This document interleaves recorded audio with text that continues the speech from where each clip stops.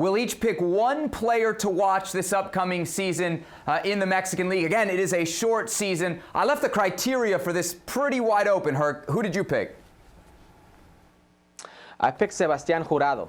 That's my one player to watch, and I know what people are thinking. Like, he's the future of the Mexican national team, Cruz Azul, Golden Gloves, all that. This is what you're thinking. I actually see Sebastian Jurado as not a proven player, and I think the success that he did have, by the way, a player that's only won one game in First Division, the success that he did have is because he played on such a bad team that he was always getting reps. It's almost the Memo Ochoa effect in Europe. I mean, Memo Ochoa, you kind of thought of him more than he was because he played on these bad teams and he was always getting tested, so he was bound to have save after save, when really what you want is a player who can show you that if he's not tested, he can make that save. I don't know if Sebastian Jurado is that player, and this is a big make or break moment for him because, Chucho Corona, the starting goalkeeper right now at Cruz Azul, he's not going away just because people think he's old and you're going to tell him to go away. He's easily been the most consistent goalkeeper in Liga MX for the better part of the last decade. So this is a player who wants to retire on his own terms, do things his own way. De carácter, a very strong personality. I think this is Sebastian Jurado's chance to prove everybody wrong, to prove me wrong. And if he doesn't, if he can't beat out a Chucho Corona, a player who's aging, a player who's had it prone to mistake making seasons in the last 2 years, where does that leave him?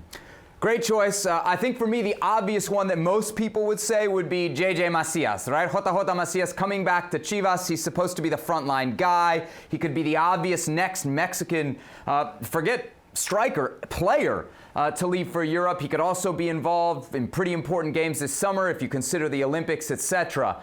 And playing for a brand like Chivas, he's an obvious pick. I'll go a little bit different, though. For me, Sebastian Cordova for Club America. One, I think he could actually be next in line to make the jump to Europe, though he's about to age out of that nice window. He's 22 right now, so if he goes any further, you start to wonder if maybe that window has closed for him. And then, Herc, the other point I would bring up about Cordova, and maybe this is my insecurities as an America fan, who's going to score goals for Club America? Like, I think this kid needs to, if not score, create goals for this team next year. Because when I look at America's front line, I got a lot of questions about where the goals are going to come from. And you should, as you should, but I think it's almost the same mistake we created with Diego Lainez. Diego Lainez was a very good player connecting those lines. He wasn't exactly the type of player that was going to put up the stats in the goal line, put up the stats in the assist, until he left for Europe. He had that good season where he was putting up goals, where he was connecting more in between the lines. He was more of that player that comes up in stats, but before that, he wasn't really that player. I think we're seeing the same type of play from Sebastian Cordova.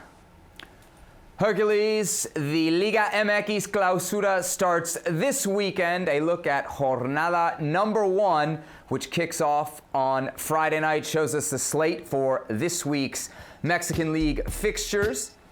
Tijuana and Santos will open up the action, as do Monarcas and Toluca, Cruz Azul, Atlas, León, Querétaro, Chivas, and Ciudad Juárez on Saturday. Then on Sunday, Pumas and Pachuca. Of course, Rayados and America have the week off as they were playing deep into 2019.